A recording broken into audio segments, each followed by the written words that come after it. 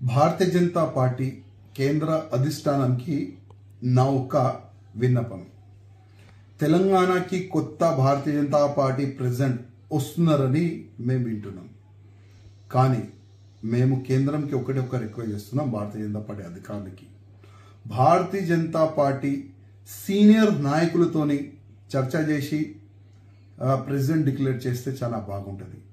ఇవాళ 8 ఎమ్మెల్యేస్ ఉన్నారు, 8 ఎంపీస్ ఉన్నారు, చాలా మంది సీనియర్ నాయకులు ఉన్నారు. అందరితోని ఒక్కసారి చర్చ చేసిన తర్వాత ప్రెసిడెంట్ డిక్లేర్ చేస్తే చాలా బాగుంటుందని నేను వ్యక్తిగతంగా అనుకుంటున్నాను. ఎందుకంటే ఇవాళ మనం చూస్తున్నాం తెలంగాణలో భారతీయ జనతా పార్టీ గ్రాఫ్ పెరిగింది. ఒకప్పుడు ఒక్కటే ఎమ్మెల్యే ఉండే, ఇవాళ 8 ఎమ్మెల్యేస్ ఉన్నారు. ఒకప్పుడు 4 ఎంపీ ఉండే, ఇవాళ 8 ఎంపీలు అయినారు.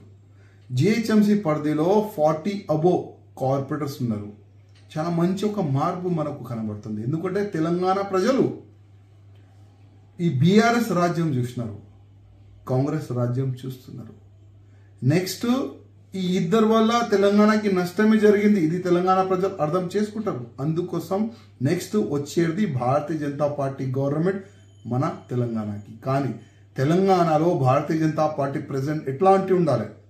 అగ్రెసివ్గా దేశం పట్ల, ధర్మం పట్ల, సమాజం పట్ల అందరికీ తీసుకొని పోయి అట్లాంటి ప్రెసిడెంట్ని చేయాలని నేను కేంద్ర అధిష్టానానికి వ్యక్తిగతంగా రిక్వెస్ట్ చేస్తున్నా. ఎందుకంటే చాలా మంచి ఒక అవేర్నెస్ ఉంది, మంచి మార్పు ఉంది తెలంగాణ. అట్లాంటి సమయంలో మంచి ప్రెసిడెంట్ తెలంగాణ భారతీయ జనతా పార్టీకి అవసరం.